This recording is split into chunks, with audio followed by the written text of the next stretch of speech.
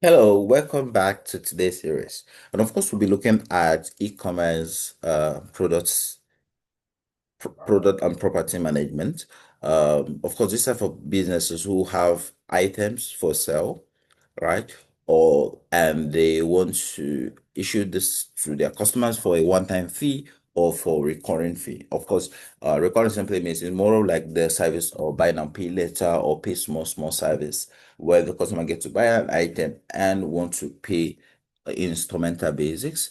And of course, the customers also have the ability to pay at once if the need be. Okay, so I'll be walking you through the settings of the boot and it basically give you a indicator to determine on what option work for each of your item and basically give you a full leverage on the scalability of this product or services that we may offer to you today.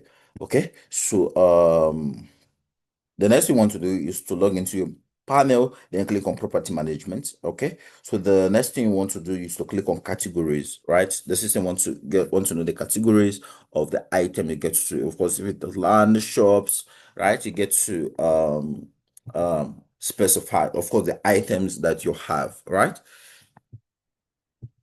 Right? So of course I can just make it like something like a cooking, wherever. Okay. So of course you can decide to name them wherever use cases that will basically work for you. But of course we want to know the different of course I can say it's cooking items, wherever, or kitchen items, right? Um so that basically works. So the first is the building of the categories. You need to have as many of the categories that you currently support that being said, okay, so the next step you want to click on the property, right? So of course, if you say it's a phone you are selling, you will need to know what kind of phone, right? So of course, that's where the property comes in. How much is a phone, right? So what you want to do after click on properties to click on a list new property, right? So you want to give it a name, right? You can decide to say it's a board and it's for cooking, wherever. Of course, give it a pricing that fit in that for that particular property. So I can set it 20,000 naira. So I want to make use of naira and there's no discount for it. Of course, you're able to give discounts. Of course, I can say I want to give a discount of 1%. All right. So is that interest for this particular thing for those who want to pay on instrumental basics?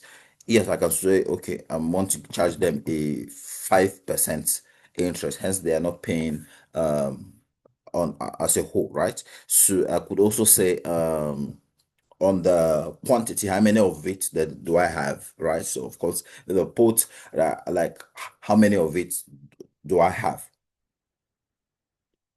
today? Okay, so I'm able to say, okay, I have a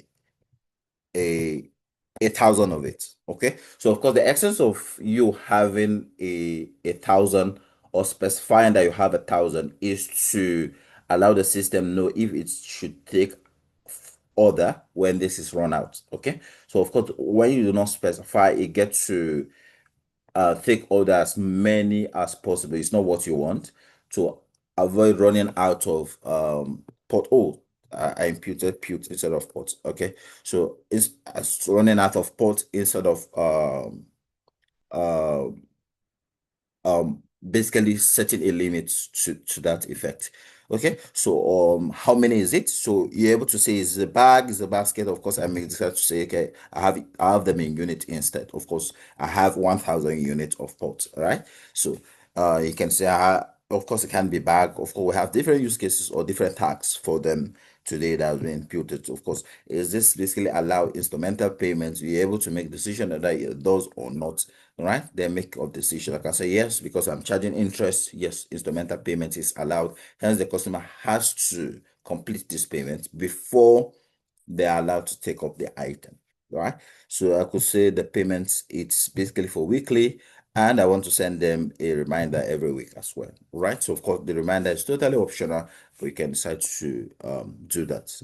Okay, of course, if you have a note that you want to share with this customers of yours, of course, we can start to say, okay, of course, you can put whatever value that basically just to save our time, whatever notes, of course, they get to see that on the mobile app and you go ahead and create.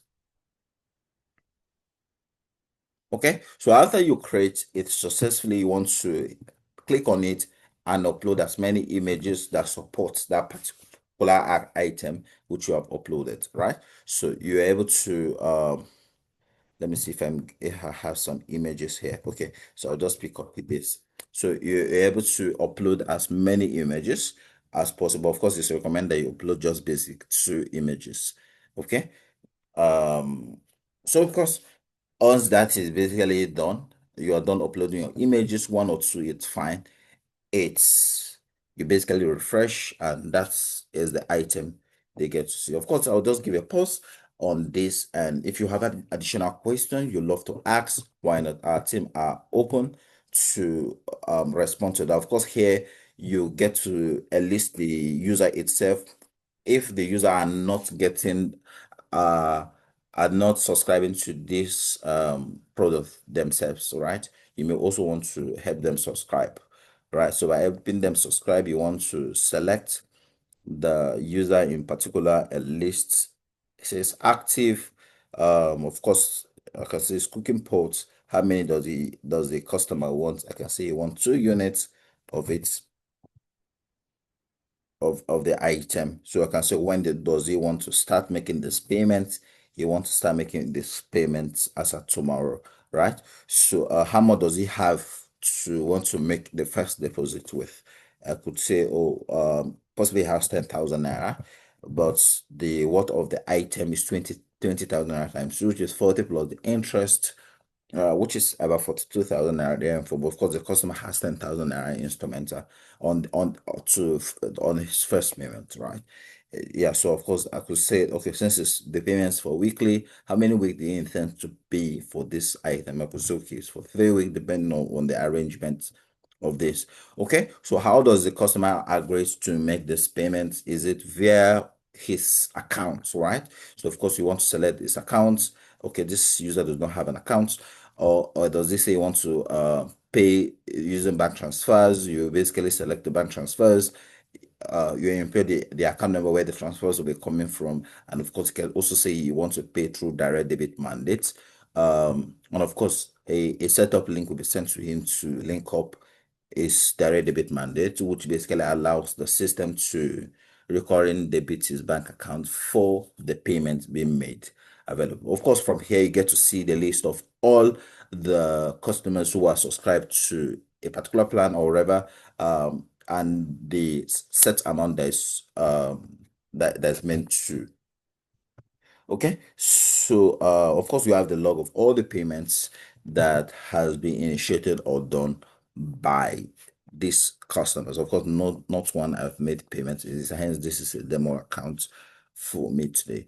Of course, I'll give you a post. Of course, do remember that the customers in question are able to enlist themselves, purchase these items, select whichever medium that is convenient for them to make these payments, either through bank transfers, through their wallet account, which is of course, or they will prefer using direct debit mandates, which of course we can also help them set up the direct debit mandate to receive payment directly, or to collect payment directly from the bank account today.